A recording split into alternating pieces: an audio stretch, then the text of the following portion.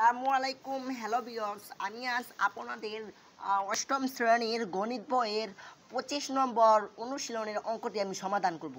এটা আমি আজকে প্রথম লেকচারে করাচ্ছি, কারণ এই অঙ্কটা এই অধ্যায়ের সবচেয়ে জটিল এবং কঠিন অঙ্ক। আচ্ছা, আপনাদের যদি আমি বই থেকে অঙ্কটার শিরোনাম দেখাই তাহলে বুঝতে পারবেন যে এই যে আপনারা দেখতে পাচ্ছেন 25 নম্বর অঙ্ক অনুশীলনের 25 নম্বর অঙ্ক পরিমাপ অধ্যায়ের একটি গড়ের মেঝে 26 মিটার লম্বা, 20 মিটার চওড়া।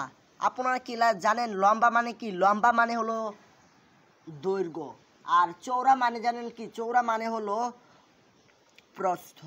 4 মিটার লম্বা, এত মিটার চওড়া কয়টি মাদুর দিয়ে মেঝেটি সম্পূর্ণ ঢাকা যায়? মাদুর বলতে কি বুঝেন? মাদুর বলতে বুঝেন হলো যেটা মানে বিছায়, পাক্কা ঘর থাকলে বিল্ডিং করে সাধারণত দেখা যায় মাদুর বিছানো থাকে, মানে ছোট ছোট মাদুর বিছাইলে ওইখানে এখানে যদি একটা মাদুর লাগে তাহলে সম্পূর্ণ ঘরে কতটুকু মাদুর লাগবে তাহলে আমরা এটা জানতে পারবো। তাহলে এখানে প্রতিটি মাদুরের দাম হলো 200 টাকা হলে মোট খরচ কত হবে? মানে মোট কত খরচ হবে? আচ্ছা, আপনারা এই অঙ্কটা খুবই সহজ, আপনারা একটু দেখলেই বুঝতে পারবেন যে একটি করে মেঝে এত মিটার লম্বা, লম্বা মানে হলো দৈর্ঘ্য, এবং এটা প্রস্থ, চওড়া মানে প্রস্থ।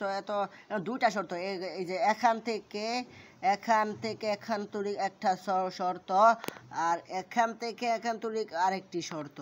তাহলে আপনারা দেখতেই পাচ্ছেন এখানে দুইটি শর্ত দেওয়া আছে। প্রথমে এটার আমরা কি ক্ষেত্রফল বার করব এবং এটার ক্ষেত্রফল বার করব। পরে ক্ষেত্রফল, এই বড় ক্ষেত্রফল দিয়ে ছোট ক্ষেত্রফলে ভাগ দিলেই আমাদের নির্ণয়ের মান চলে আসবে। আচ্ছা, আপনারা দেখেন আমি সমাধান কিভাবে করি। প্রথমে দেওয়া আছে গড়ের দৈর্ঘ্য 26 মিটার লিখলাম, প্রস্থ দেওয়া আছে 20 মিটার। এখন আয়তাকার, এই গড়টা সাধারণত আয়তাকার বলতে এরকম, মানে এটার বিপরীত বাহুগুলো সমান থাকবে, এটা হলো আয়তাকার।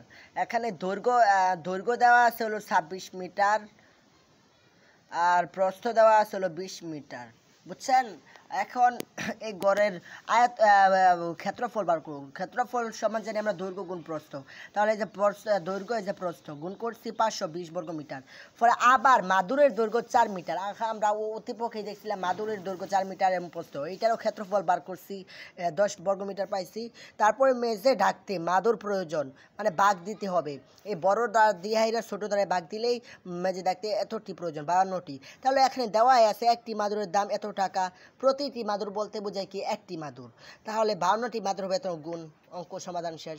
যদি এই অঙ্কটি ভালো লাগে তাহলে আমাকে লাইক করবেন, সাবস্ক্রাইব করবেন এবং পাশে থাকা বেল আইকনটি বাজিয়ে দিবেন। আজকের মতো।